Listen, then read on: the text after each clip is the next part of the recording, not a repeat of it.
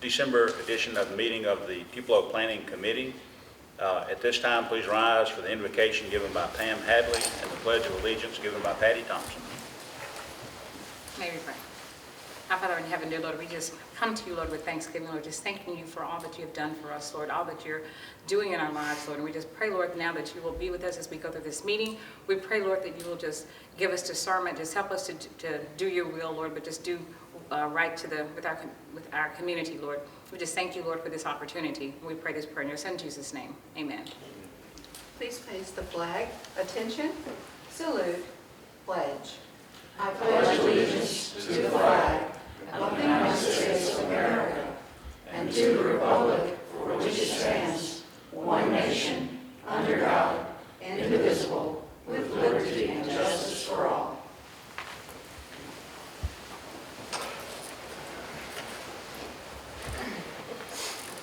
Thank you, Pam and Patty. Please take a moment to silence your cell phones. The Tupelo Planning Committee is a volunteer group appointed by the mayor and approved by the city council. We receive no compensation for this, as we do it as a community service. We spend a lot of time in our own funds studying and researching the applications, visiting the sites that are on our agenda each month. We ask that you remember that we do not take our positions or any application lightly. Our decisions are based on facts as they are presented and with regard to the regulations set forth in the Development Code. At this time, I would like to ask the staff and committee members to introduce themselves, beginning with the staff. Jenny Sabley, City Planner. Mark Williams, Bentley Nolan, Pam Hadley. Lindsay Leak. Leslie Mart. Victor Fleetus. Patty Thompson. Scott Davis, Russ Wilson, Zoning Administrator. Has everyone had a chance to review the minutes of the last meeting? I move we approve. Second. We have a motion and a second. All approve, raise your right hand. We'll now open our regular session.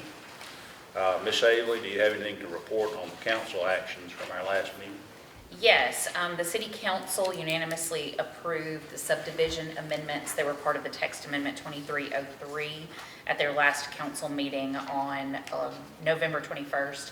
The other two text amendments are still being worked into ordinance form to be brought before the council. Any old business?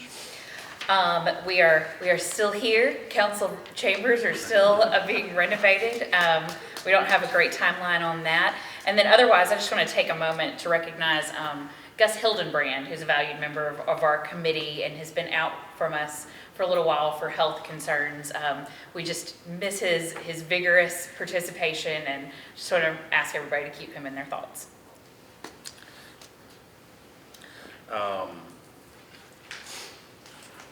Let's see, moving on to if there's any new business. No.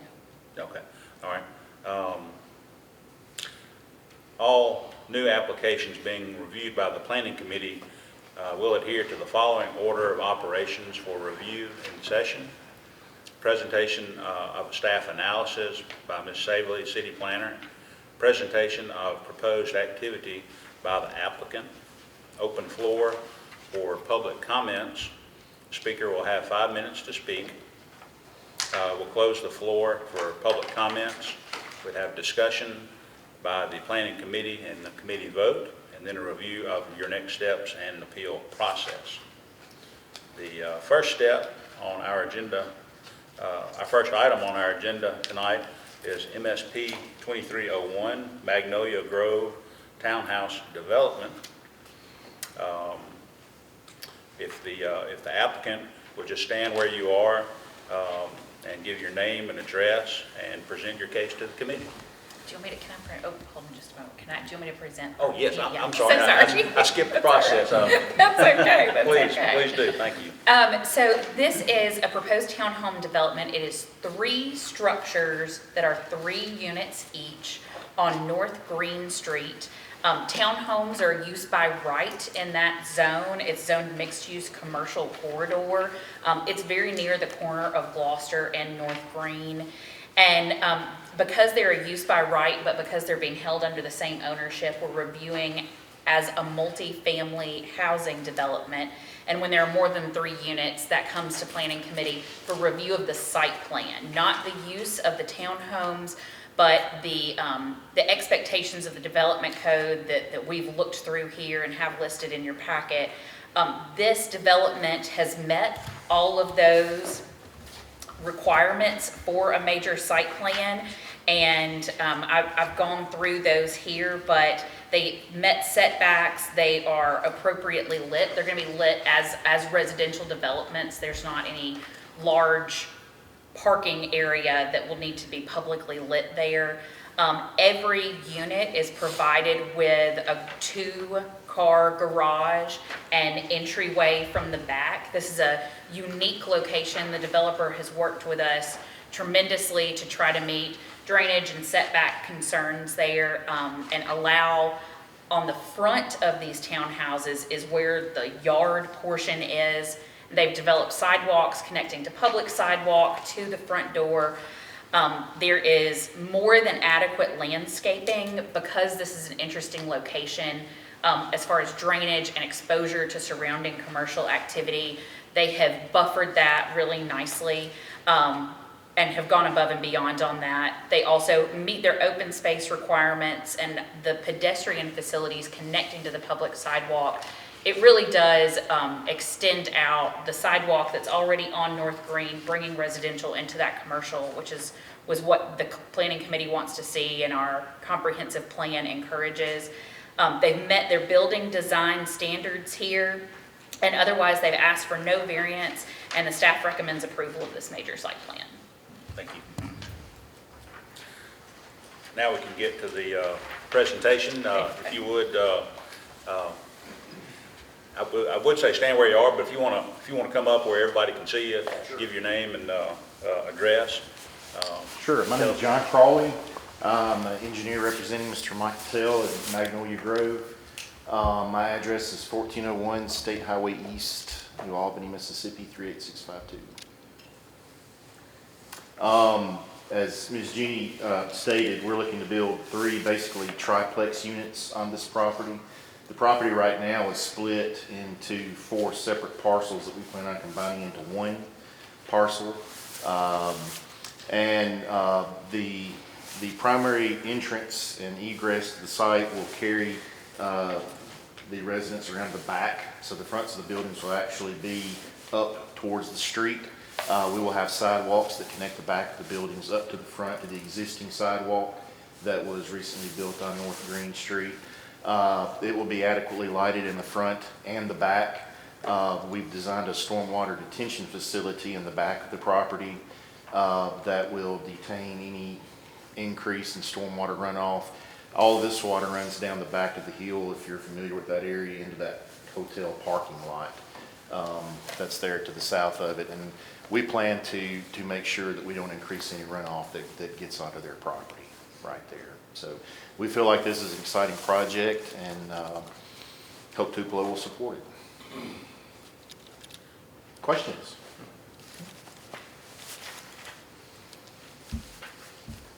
Do you have any proposed sidewalks? I realize the sidewalks off to the Gloucester and Green, but any sidewalks from the project itself to the commercial that it sits behind? No, that property line behind us is totally fenced off. We don't intend on connecting in any form or fashion to that as of right now. Can you clarify for me where exactly this is located? What is behind this? So if you turn on Spicer Drive and go to that cul-de-sac to the north, there's some type of I believe an athletic facility there, and then the Courtyard Marriott is right next to it. So the parking lot for the Courtyard Marriott backs up to this property, as well as the rear of that athletic facility in that cul-de-sac right there. If you're driving along North Green Street, if you recall the old Jerry Enos Motors on your right, it's the property right past that's been vacant for years. So it's, if you were at the corner of Green and Presley Circle, Yes. it would be just to the west of that Yes. intersection? Yes, ma'am. Kind of behind Scarlett's? Yes, ma'am. Okay. All right, you had made a comment, or I heard the comment that there was no that the yard area is out in front. Mhm. So if we have children that are living in these units, they're going to be on a really busy street. So what is being done to kind of keep them from heading on off with their ball out in the middle of Green Street? That's a good question. I'm open to suggestions on that. So the front setback is 30 feet there. So these buildings are going to be 30 feet back off the right of way, which sets about 10 feet off the back of the curb. So they're right now, from the back of the curb to the front of the buildings is going to be about 40 feet right there of space, which will be yard and sidewalk. Is there any thought to maybe providing a specific play area that's kind of in the back of the units that's going to entice the kids to be back there, because there's not going to be much There'll be traffic? plenty of space to do that. If the owner is open to that, there's plenty of space back there to build a playground. Yes, ma'am. The stormwater detention facility is not a retention, so in other words, it's not going to hold water constantly. It's graded such that the owner will be able to maintain it just like a yard. So it's not going to be a giant hole in the ground with willow trees and weeds growing up in it. It's gently sloped because we do have a lot of space back there. So it's one of those things, if you get a really big heavy rain, water will come up, but then it will go down promptly. So that would be adequate space to put something like that, you know, if needed and required, sure. They've done that out in Phoenix where they take for the monsoons. Yeah. 2 weeks out of the year, it's full of water, but Yeah. the other, it's walking area, it's playground, and Yes. it's green space, which will keep the kids in the back, not out front. Sure. So I We'll really am definitely be supportive open to of that. that. Yes, ma'am. Jenny, kind of discussed to make sure the committee understands the garbage or any turnaround circle that's required. Sure, so each unit will have its own individual canister, like a single-family home would. And then if the structure is no more than 150 feet from a road where our emergency service access is provided, then those turn radii don't have to meet any kind of fire-specific standards. These are wide, and I think in an emergency case, that would be able to. They were designed for a fire truck and Yeah. a garbage truck if emergency needed or anything like that. But each individual unit will have their own rollout garbage can Will they be rolling out then to the back or to Green Street? to Green Street. Okay. Collection will be made on Green Street. Yes, that's my understanding. Yes, sir. So- The E911 address to Green Street. So we just need to make certain that it's clear the garbage cans are not stored in the front yard, which are on Green Street. They need to be stored on the back. As long as they are away from the road, they meet code for being off in 12 hours. They have to be, don't they have to be to the side? They Not can- necessarily. I don't believe so. No. We need to look at that, yeah. Yeah. One of the reasons we put the sidewalks between the units was so the residents could roll their garbage cans to the back and keep them in the back of the building. Wonderful. So there is adequate capability for them to do that. Wonderful.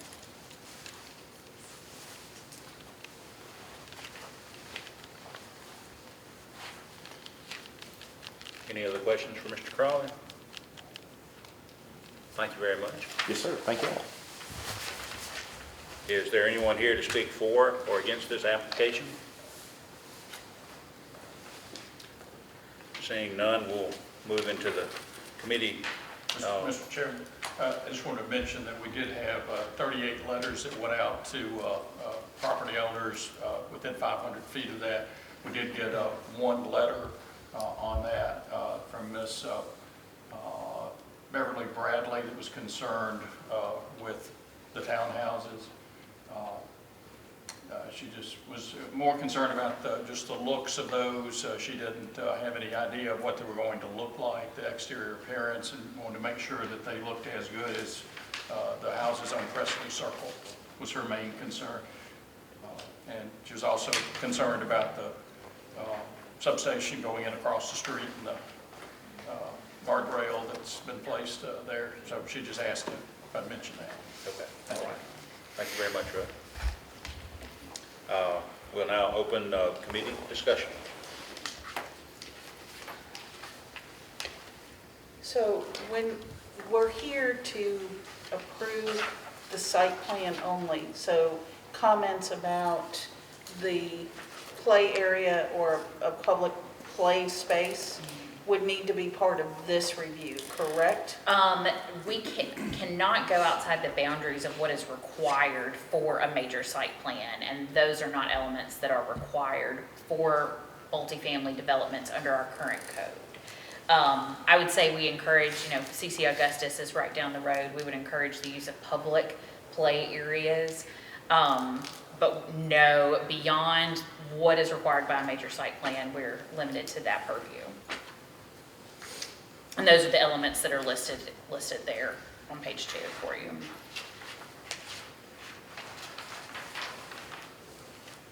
Yeah, I would still, even though it's not required, I would still like to see, and should have asked maybe when we were still in public, would the developer be open for a side or back capacity to store the garbage as opposed to relying that up to those that live there to be discreet with where they put that? So we can ask him to, You're welcome to make a recommendation if you would like, but it cannot be a standard. okay. So I'm going to make the recommendation as we go through this process that you guys do address where the children are going to be, because we sure don't want anybody being injured. And it's also going to make it a much friendlier, healthier environment if they can, any children that are there can play together in a safe manner. Also makes it a lot more rentable. So it is my recommendation, and I hope you will. And Leslie, I will say, if you look at that site plan to the east side, there is a larger open space there that's beyond the front setback of those structures that I think would provide a reasonable area. It's relatively flat grade to that east side. As long as there's something to keep them off of Green Street.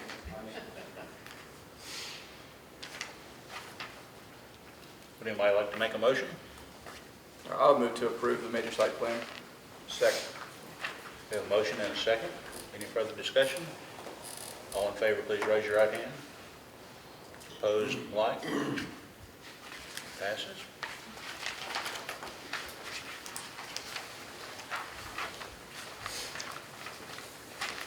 Jenny, what is their next step on that? Oh, your next step will be to apply for construction. You're good to go as far as approvals from us. The next item on the agenda is Flex 2310, AT&T 160-foot telecommunications tower. Is there anyone here to speak on that? Oh, let me present this first for you, Lindsay. Do we have a staff We recommendation? do, we do. This has been amended. Time will be a charge. You only have 2 items. This is actually 161 foot. I think the planning committee was initially presented with 165, and that's been reduced in size down to 161. This is on a low-density residential lot, 20 acres, that is mostly vacant. There is an existing structure that is near the .06 acres where the proposed tower is going to be located.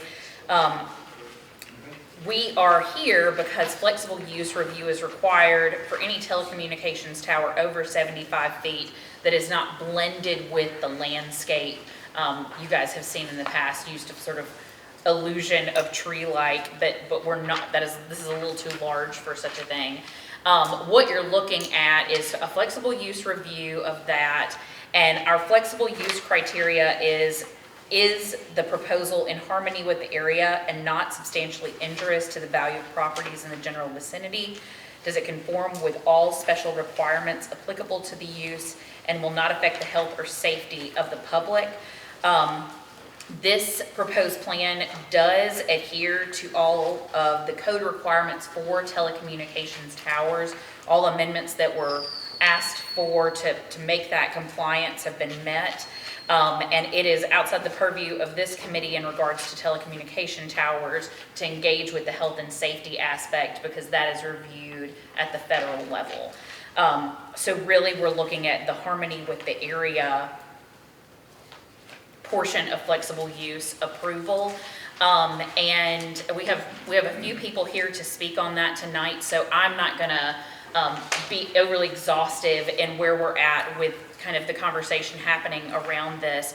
However, this location is 700 feet as the crow flies to Chickasaw Nation property. And there has been discussion with the Chickasaw Nation as to the appropriateness of the location.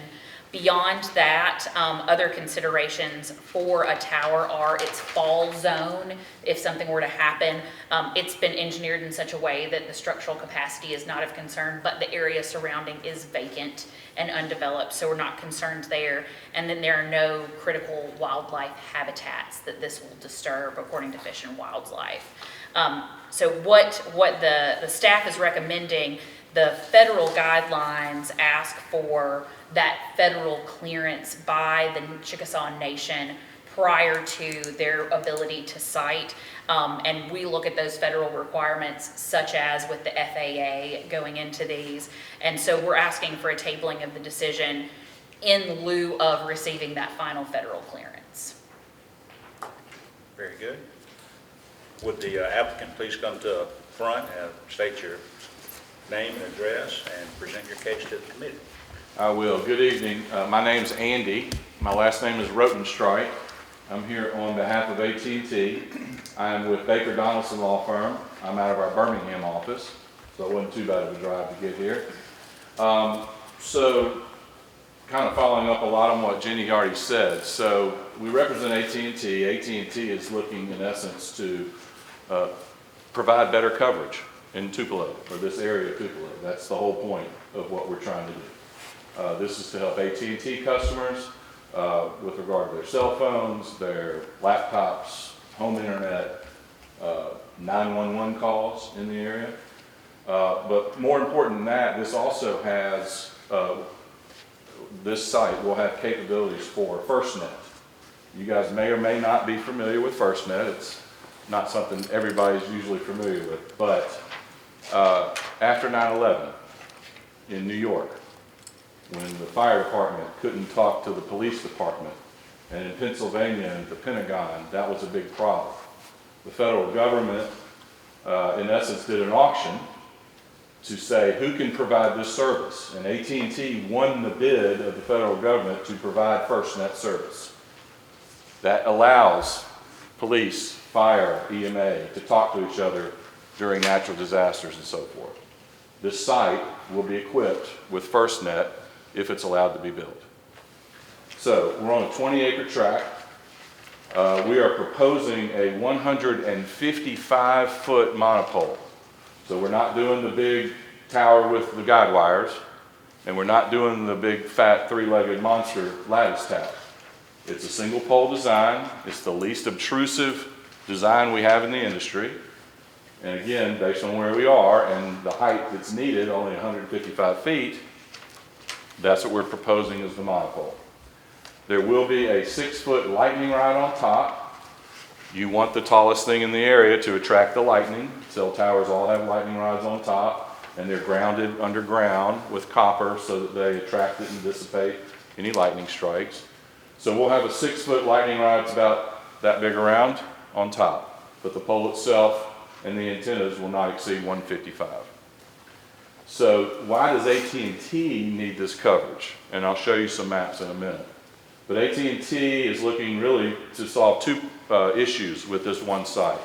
Number one is coverage, right? They'll get better coverage.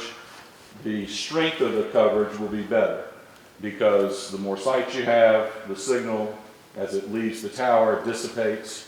So the further from existing towers, the less signal you have. So this will fill a significant gap in AT&T's coverage. But in addition to that, there's also a capacity issue. So we think about cell towers covering every inch or foot of the country to say, okay, we've got coverage. But because we're all in this room using our cell phones at the same time, to go online, surf the net, do text, talk on the phone. These antennas can only handle so much traffic. And once you overload a set of antennas on a tower, you need more towers with more antennas to relieve that capacity issue. Think of it like a highway.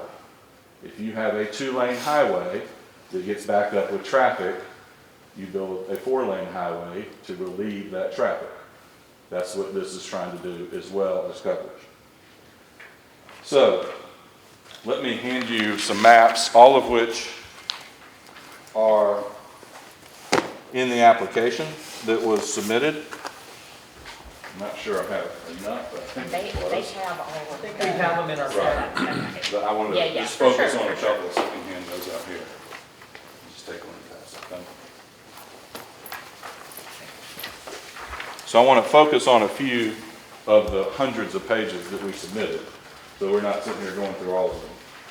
So the first page is the site plan, and so I have highlighted for you in yellow the access from Gun Club Road to the orange box. The orange box is what AT&T is leasing from the landowner. And inside that box will be a fenced compound with the tower in the middle and ground equipment for AT&T, but also, and more importantly, room for additional carriers. So when Verizon or T-Mobile or now Dish, who's now the 4th carrier, when they need coverage in that area, they can just come hang their antennas on this pole and not have to come build another pole. So we're making this tower strong enough and tall enough to not only get AT&T's needs satisfied, but to satisfy other carriers that need it.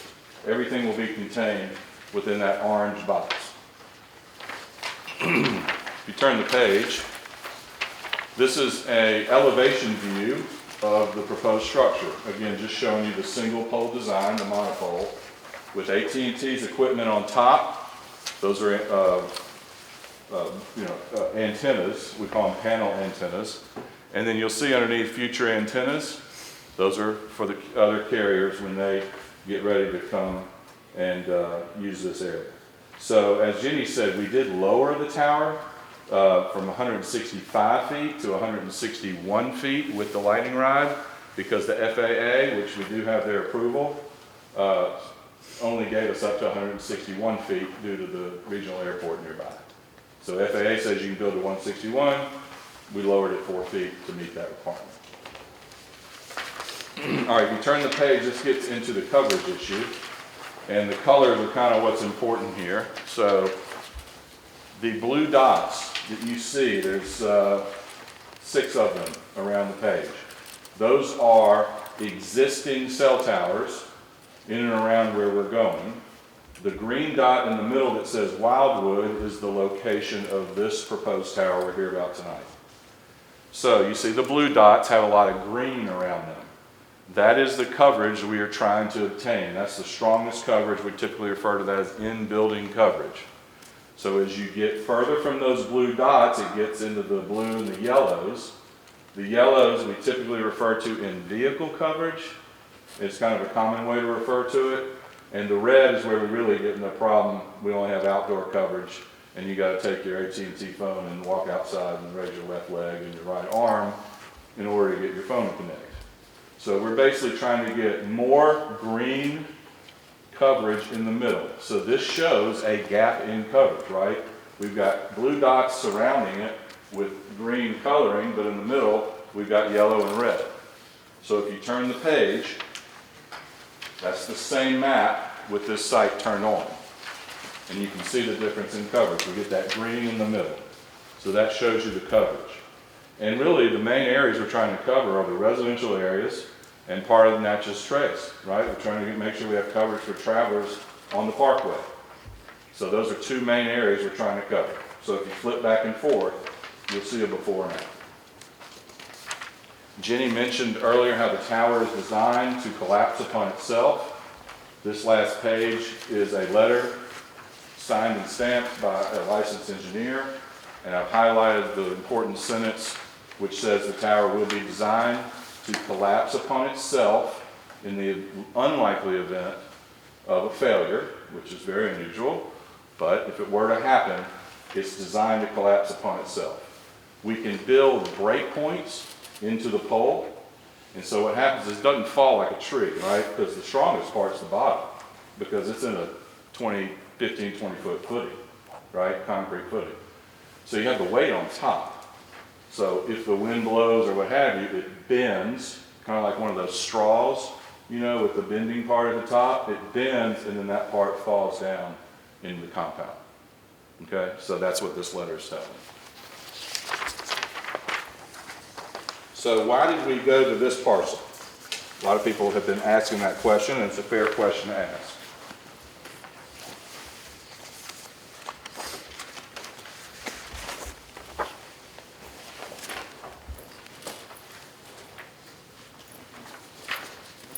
I may not have enough here. Thank you, sir.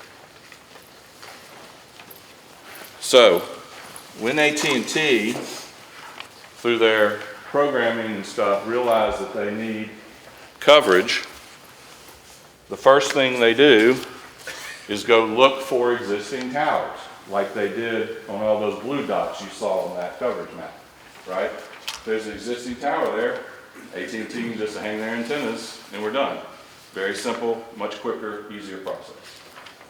But because there was no tower, and the closest towers are over a mile away, which were those blue dots, which AT&T is already on the closest towers, because there was no tower in the middle, our only option is to build a new tower. So then how did we get to this particular parcel? That's the question, that's what this is answering. So you'll see a map with a yellow circle. That push pin in the middle is the center of what we call a search ring. The yellow circle is the search ring. So that is where AT&T engineers are saying, in order to get the coverage I need on the coverage maps, I got to have a tower somewhere in that yellow circle, preferably in the center where that push pin is. If you look at the properties that are available, there aren't any. We've got heavy residential to the south, we've got heavy residential to the west, and then the four main large parcels were all owned by Chickasaw Nation, and they were not interested in leasing to us, which we can talk about in just a minute. So the only parcel that was available to us with a willing landowner who's willing to lease his property that's constructible and it's in the yellow circle is the parcel we're on. So what I'm trying to show you here is we didn't have any choice except this parcel. All right? And so that's why we're in this, on this particular site. If you turn the page, I just expanded out the yellow circle into red just to show you kind of a general area of where we are with the airport to the west. That was also a hindrance with the FAA. We have to be careful near airports and how much residential is in the area and so forth. But the yellow circle on there is still the same as the yellow circle on the previous page. So, the ordinance that you have in place, you have a section of your ordinance that is specifically devoted to telecommunications towers. And there are 20 factors that your ordinance says that we have to look at and meet. And as Jenny said, we meet all 20 of the factors. When you look at a flexible use permit, it's asking you to also focus on the harmony of the area. Let's talk about the harmony, and let's talk about the Chickasaw Nation issues. The harmony part is this: what type of use are we applying for? We are a cell tower. We are a pole. This pole is under 200 feet and under the 161 that the FAA requires, so it does not have to be lit. So there's no lights. There's no noise emanating from this structure. There's no dust. There's no odor. There's no fumes. And there's no traffic because of this structure. I don't know how you get any more unobtrusive and less harmony than that. We are a pole. We did look at camouflaging it. We could make it look like a tree, but at 155 feet, when you're surrounded by 60, 70-foot trees, it's going to look like a giant bottle scrubber sticking up in the skyline. And basically the monopine, as we call it, the camouflage structure, is the same monopole structure. You just put fake branches and fake needles that end up blowing off into people's yards over time. So we have looked at the ordinance. We understand the camouflage request. In this case, and after talking with the planning department, it didn't make sense to camouflage it here. So I don't want you to think we're just coming in here and saying, by gosh, we want a monopole and that's it. We certainly look at stealthing it, and it just didn't make sense in this case. We conform to all the criteria in the ordinance, which is the second option or criteria you look at for the flexible permit, and no adverse health effects, which Jenny's already told you there's federal law out there which says this board cannot consider that. Now, we understand that Chickasaw Nation is trying to build their heritage center there. And quite frankly, we're not looking to cause any ruckus with that. But again, if you look at the use that we're providing here and the benefit that this structure will bring to the citizens and travelers and residents who all live in that area, we think that that can outweigh whatever else we're looking at with regard to the harmony of it. The Chickasaw Nation, in order for us to build this tower, AT&T has to go through several federal regulatory approvals. In addition to zoning, in addition to state historic offices, we have to get approval and do a federal program to make sure that we're not disrupting Indian tribe sacred grounds. That is for the federal government to say yay or nay. That is not part for this board to say yay or nay. This is a zoning board, and those 20 criteria have been met. If the federal government says to AT&T that AT&T, you cannot build this because of the issues with the Chickasaw Nation, we can't build it, period. But that is not a zoning issue for tonight. So what I ask is, approve our request because we meet your ordinance, and then let the other agencies that regulate the FAA and the SHPO and the federal agencies, let them tell us whether we can build based on what they review. So with that, I'll stop and see if you have any questions. Thank you, Andy. Any questions from anybody? I want to make sure I'm clear. Are you suggesting that we may not consider in arriving at a decision the feelings of neighboring property owners? So the federal law says that a local zoning board cannot consider health effects. But if a local zoning board denies a cell tower, you have to rely on substantial evidence contained in a written record. That's the requirement. So what does substantial evidence mean? And according to the federal law, generalized concerns about aesthetics, generalized concerns about property values do not rise to the substantial evidence threshold. According to? Federal law. Have you got a cited decision you I can give do. me? I can look up, and I'll go do it. We have a city planning committee, there's a difference.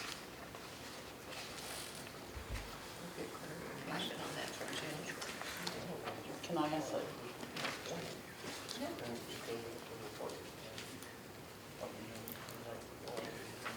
Do we need to wait until No, we're just asking questions as they present. I think we can probably. I only have one copy, but here's a copy of the case. It's in the 11th Circuit, which the 5th Circuit also has followed it. And that is a federal case decided that says you have to have substantial evidence, which is what the statute says, but mere generalized concerns about aesthetics and mere generalized concerns about property values is insufficient to reach that threshold. Question, is this Yes. case, did this case arise from litigation brought Yes. by an entity associated with AT&T or some other carrier? No, Against well, a municipality? it's Sprint was the carrier in that case, which is now part of T-Mobile. Sure. And Troup County, Georgia, is where the case resided, and it went all the way to the 11th Circuit. Are you aware we are not a zoning board? We are a city planning committee. Yes, ma'am. You don't view any differentiation between the two and the roles that we play? No, sir. From Because your you're deciding whether or not we meet the criteria of the ordinance. We do. Right. You were deciding that. We are different. We are not just a zoning board. We are a city planning committee. Yes, ma'am. Your ordinance has criteria that we are all to follow.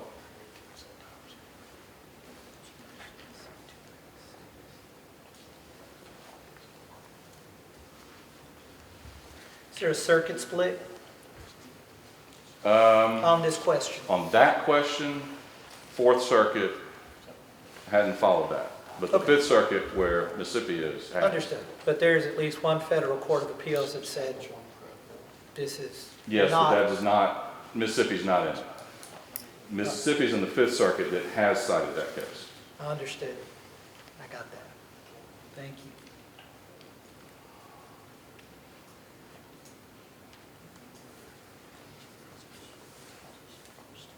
So I really want you guys to see, I'm not here to recite the federal law to you. I'm not here, if you're like me, you don't like to be told what you can and can't do. I get that. But what I do hope that you will see is that AT&T is not just blowing in here and saying, we want this tower and this is where it's going to go. We know we have criteria to meet. We think we've met them. You're seeing why we're on this particular property. It was our only choice. We're not trying to build anything taller or bigger or more obtrusive than what we need. And we're also building it to accommodate our competitors. If we tabled this matter to allow the federal issues to percolate and get decided, you can't start doing anything until that's resolved, correct? We cannot, however, just pointing this out, and Ben, I guess, is not here. Ben's here. He's behind you. He's right behind you. Oh, hey, Ben. Sorry. He and I had not met in person, so we'd only talked about phone. And Ben can advise you on this. There is a federal shot clock. What? So, yes, A what? shot clock. We have to So make a decision. you have to make a decision up or down within 150 days of when the application was filed. And it was filed, I think, October 23rd? The application, which I don't think had everything with it, but our application date is the 19th of October. We're at day 46 right now. And the January meeting reschedule is day 88. When do you anticipate resolution of the federal issue to get Months. clearance if it? Because I asked that question, because I was thinking along the same lines as you are. Should we just, withdraw and restart? But that is not something AT&T wanted to do. I'm told it's going to be months and possibly a year, because we're working with Chickasaw Nation, we're working with the federal government to see whether or not AT&T is even going to be allowed to do this. And if they prevent us, then all this is for naught. But again, I'm asking you to look at your ordinance and govern what's in front of you. And you're basically saying that you had no other choice than this area because everyone else told you no, everyone else around that area? Well, the Chickasaw Nation owns all the large tracts, and they told us no, yes. Do you have does AT&T have the option of using shorter poles, more of them in other areas that will not be obtrusive? So your ordinance says That was the methods to question. build. No, we don't have a choice to do that. What are the sizes of these other poles that are existing?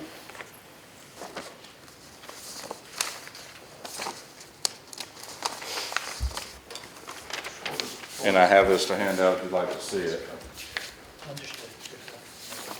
They have poles here that are half the distance of this other one that their thing is claiming is going to provide coverage.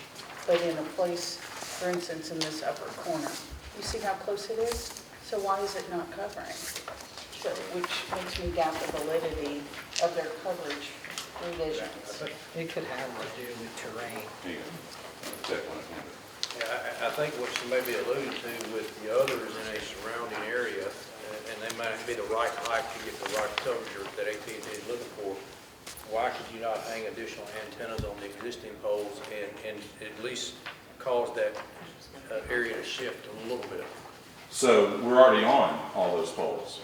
And you can't add any We additional. can't. One of the first things we do before we start looking around is see if we can increase our power on the existing sites. Because again, if we can avoid spending the hundreds of thousands of dollars it's going to cost to build this, we would. But since we're on all the closest towers, and these are all the list of towers here on that sheet and their heights, and you can see them on the next page, and they correspond to the blue dots on the coverage map.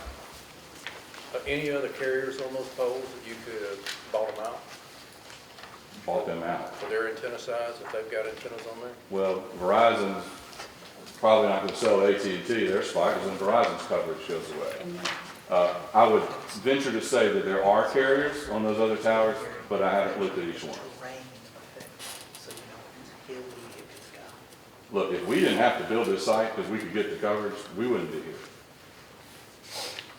This is a last resort to us for a new tower. I think, okay. What prompted you to want the new tower? Did you have like customers complaining? That's usually how it works. I have a letter from the engineer who talks about the capacity issue, but in addition to that, yeah, customer complaints is how it starts, believe it or not.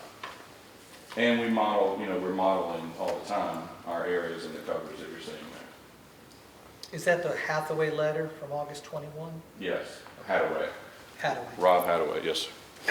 And I have extra copies of that if you need it. It's in our packet, thank you. Okay. So it would seem to me that AT&T could put poles in a couple of different locations to provide the same coverage and not be as close to the Chickasaw land. We can't, that's what the colored map I showed you with this yellow circle illustrates. This one right here. This was the only place we could go that was in the search area to get the coverage you need. Within the search area, okay. Well, if we're not in the search area, we can't get the coverage. This is not an art, right? This is a science. The radio signal is a radio signal. We have to deal with what the signal is. The signal tells us where we need to be and how high. And we're not asking for anything more than what we need. We're not asking to build a 400-foot tower because we don't need a 400-foot tower. So what exactly do you want to ask us to do tonight? Because I'm feeling like there's a little bit of a threat here. Like, okay, if we don't do something as an attorney, you're headed in a different direction toward the city. Well, if I made it feel that way, I apologize. I'm trying to get all the facts out for you and our position on this, that's all. Okay. Where we're headed, I mean, it depends on what you do. We can't build this if the federal government tells us we can't. I So understand, so what we is just our asking you to action? do your part and approve the flexible use permit. That's what we're asking. Okay, well, I'm gonna reserve any judgment till I hear from Sure. the other side and from our attorney. Okay.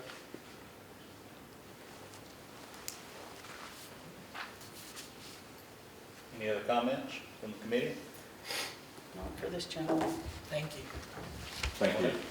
Thank you very much.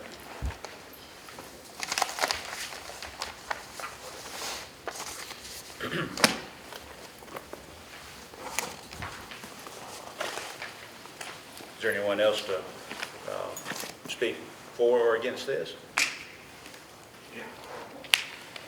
I am Robert Myrick. I'm an archaeologist for the Chickasaw Nation. Been doing archaeology for about 20 years now. Mr. Mike, your address, please. What's that? Your address as well. Oh, the address, 153 Harvest Road, Tupelo. Very good, thank you. All right. I was given a statement to say, so don't go off the cuff. The Chickasaw Nation Historic Preservation Division is currently in consultation under the NHPA, the National Historic Preservation Act, Section 106, with the federal agency in charge of the project, and has been advised the Chickasaw Nation is strongly opposed to the monopole being built at the location, as it is close in proximity to a site that is sacred to our Chickasaw people. Due to the confidentiality and consultation process, not all details can be shared. For any additional questions regarding the Chickasaw Nation stance on the project, please contact the Chickasaw Nation Media Relations at 580-559-0921 or Tony Choate at chickasaw.net. Thank you. Thank you.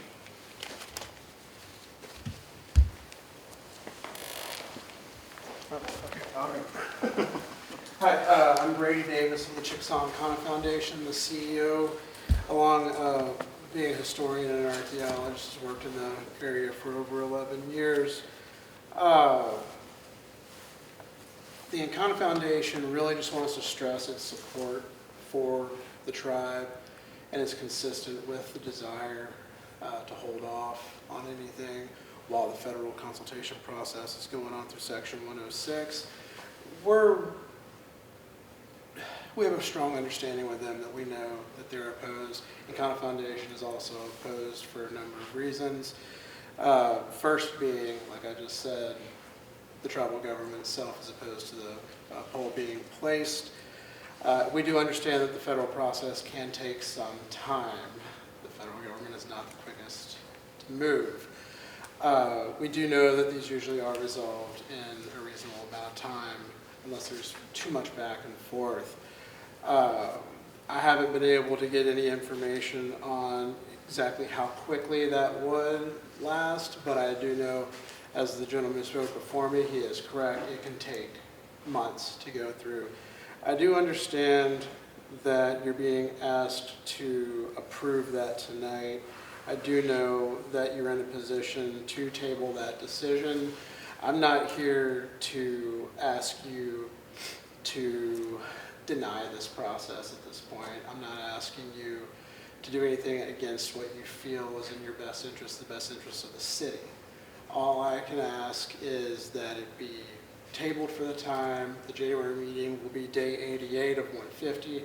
That gives enough time to at least try to allow this consultation process to go a little bit further.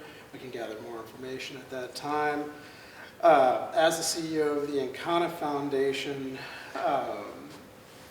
and constructing the Chickasaw Heritage Center, as with the Natchez Trace Parkway, we want to make sure that all visitors, local visitors, Chickasaw citizens, other First Americans, have an opportunity to gain a very unique experience on this site. One thing that we're able to do at a couple of other of our sites that we really want to do here, even though we are within Tupelo city limits, and it's hard to see or look anywhere without power lines, a pole, anything. And even along the trace, it's very, very difficult, 800 feet on both sides. You don't get that opportunity very often. But providing a unique place in Tupelo city limits on 163 acres where the public can come, walk on trails, learn about Chickasaw history and culture, be in a very natural environment, be able to look in all directions and not have any obstructive views from nature. So it's really hard to get that when you're in a city. And if we have an opportunity to provide that, we'd really like to do so. Thanks. Thank you. Is there anyone else to speak for or against? I'd like to ask a question or two. Could you please provide me the contact information again? Yes. For the Chickasaw and Connor Foundation? All right. Or the individuals to contact with questions? All right, the Chickasaw Nation Media Relations is 580-559-0921. Got it. And or Tony.Choate, Could you spell it for me? Yeah, I can. I want to make sure. TONY.CHOATE Okay, that's what I thought. at chickasaw.net. And Jenny will get that to all the committee members as well. May I ask this question as well? And if you cannot answer it, please don't. I'll direct it to you as well, sir. Are there currently any discussions, communications between the foundation, the nation, and AT&T towards an amicable resolution of this apparent dispute? Are there? Are you guys talking to each My other? understanding is that we're talking to each other through the federal agency. Understood. That's my understanding. So through the consultation process, the tribal government only communicates with the federal agency. The federal agency then communicates directly to the applicant or other groups. There usually is not any cross-communication between a sovereign tribal nation and a business such as AT&T. Yes, Now- nation-to-nation relations, they won't deal with cities, states. It has to be federal to federal. Understood. Thank you. That That makes sense. clarifies for me. May I ask a question? When the new visitor center is constructed and in operation, would you not have some need for better internet service, better interactive service for the programs and facilities that you would be offering in that building or around it? Right. Okay, so to answer your question, anything that we would need in terms of higher speed internet, anything like that, to provide 10,000 square feet of high-end interpretive exhibits and anything on site would be run through the ground. Okay. We're talking about a cell tower here, and I don't know how often y'all make it over by the airport or run around Gun Club neighborhood, but I have AT&T. I've never lost my signal in that area. That's just me.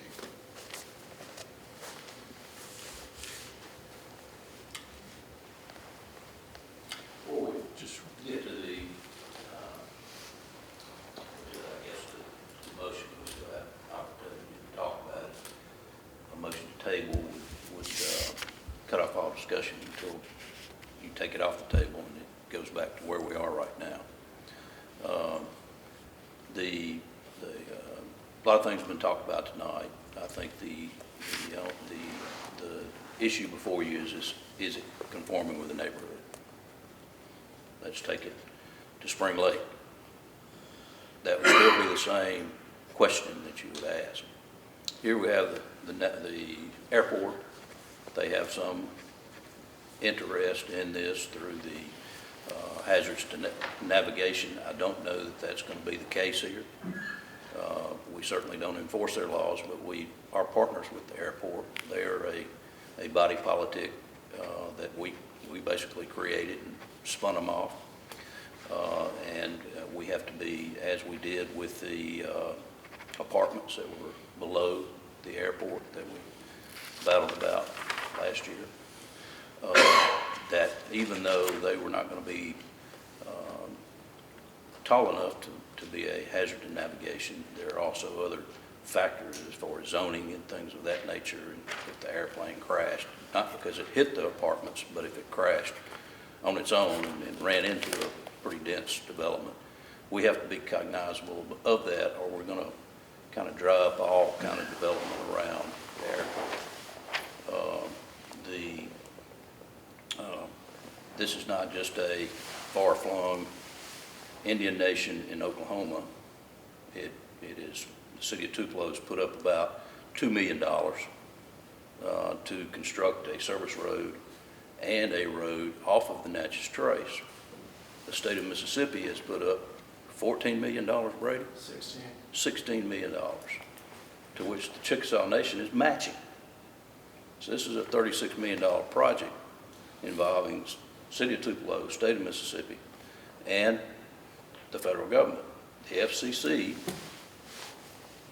gives at least some deference to historic areas, to include Indian tribes, Indian nations. And I'm thinking, I may be wrong, and I don't want to give my legal advice in a public forum, which I'll do before we get there, but the Section 106 review process debates the same thing as is this in a conforming area? And that decision we won't make. we could, but it could work out differently, that they see differently there. I think that we give this 30 days to the next meeting in advance, and I think, Andy, you can probably give us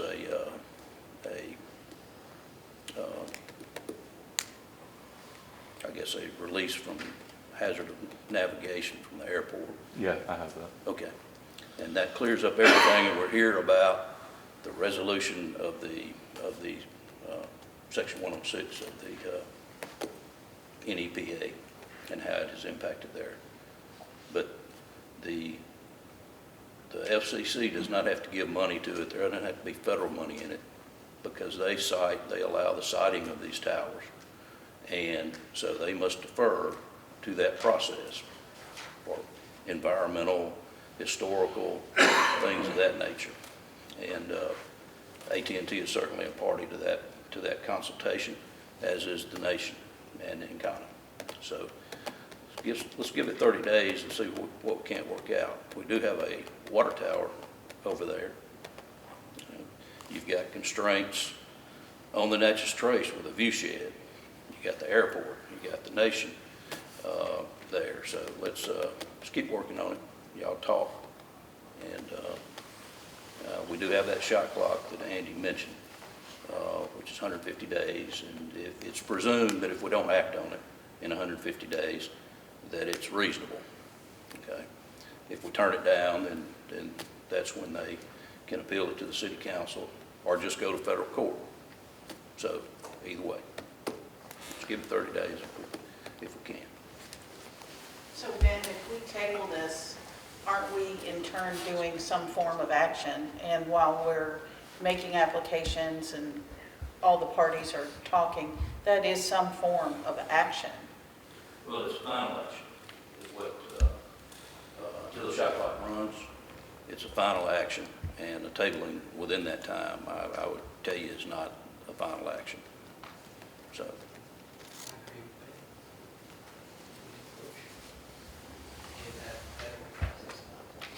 Before we I'm sorry, close I'm the, talking low, I should be talking high.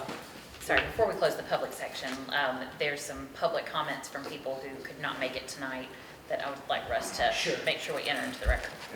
We sent 122 letters out to property owners within 500 feet of this property. It is 20 acres, and it was a large notification area.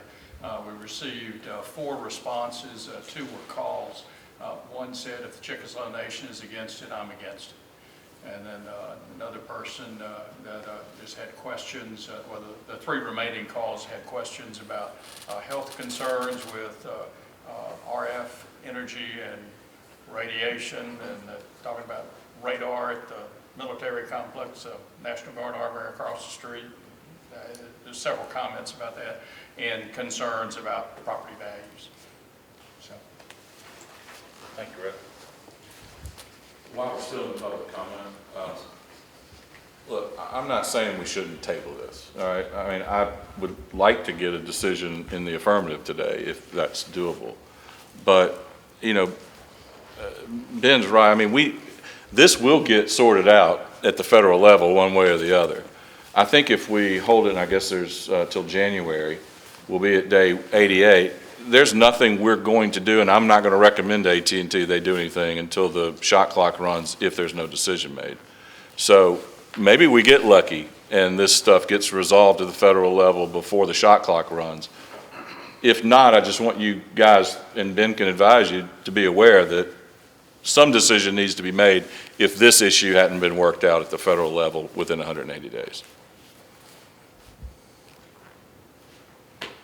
I have a question for Ben that I'll direct to him in just a second. But I noticed that Councilwoman Gaston is here and didn't know if she wanted to make any remarks on this or have an opportunity to speak. No, I'm just here to find out what's going on. This is in my ward, and I want to hear both sides, and in case I get questions directly, so that I can answer them. It's good to see you, ma'am. Thank you. Ben, quick question, and actually it's sort of a semi-recusal question. I am a contributor to the Chickasaw and County Foundation. I look forward to their gala. You know, I will go to the next gala and I will contribute to the Chickasaw Nation in the future. do I need to recuse myself from voting on this matter because of that? Well, tonight, let's hold off as far as, and when you recuse, you have to leave the room, so. No, But I'll figure that out for sure before the next meeting. Sure, if you could just give me some advice on that, I don't want to. And I felt I do at least need to make that known. All right. We ready to close the public comment? Okay. We'll move into a committee session then. So I'm just going to make my comment that I think this is a money issue for AT&T. They found the best place to make one tower, and I think that there potentially, I would assume that there's potentially other locations, and they may have to do an extra tower or something. But it just, I'm doubtful of their continued coverage, that it's going to make that big a difference. I know it's going to make a difference, but they have other towers that are much bigger, and they're still not getting great coverage. So I think that there are other options they could explore. That's just my thought. I'm not an engineer. It's just my personal opinion.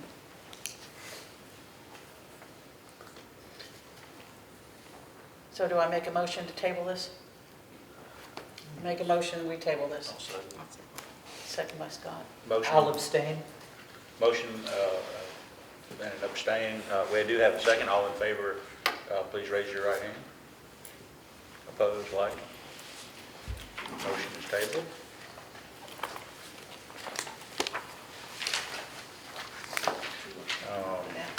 Yeah, I'm going to look up that case and see, kind of check it out. So as far as next steps, it'll be, That's right, we'll take this up. Actually, there's a request on the table due to the regular meeting schedule coinciding with holidays for the next meeting to be January 15th. So that will be when we take this issue up again. This is a work session. If the committee approves, the work session will be January the 8th at 5:15. I make a motion that we adjust those dates. I'll second. The 8th is? we have a motion and a second. Does everybody want to look at their dates real quick? I'll make sure There's discussion down here. Hold on Wait, just a is the second. fifth? My apologies. I've got a I trial starting the believe 23rd, but I'm fine. Mark is pointing out to me now that The 15th? January 15th may also be a Oh, it's a holiday. holiday, that's exactly It right. is. Oh, it's Martin Luther King Day? Yeah, it is. Can we do Tuesday, the 16th? Or, here's an alternative thought. Can we do our work session, let's say January 4th, and do our meeting on January 8th?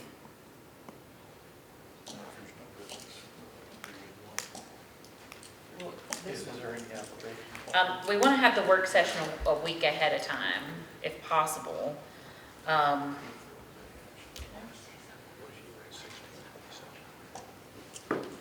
Is there a problem? I with think the that 16th? it would be reasonable if we moved